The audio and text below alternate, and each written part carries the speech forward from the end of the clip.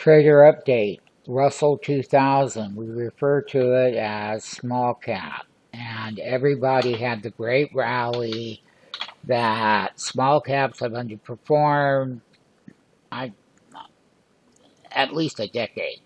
So we had this rally. We had the rally up. Everybody's belief is because they're so undervalued that they're just going to keep going. I'm telling you right now that the Russell 2000, which is a major component, is testing that 50-day simple moving average right here on this Friday, traders. Sign up for that free 5-day trial. Don't you ever let another trade go by, because we have the wealth of information in the live trading room. Read that page. You can see all the benefits that you will get. You get so many benefits.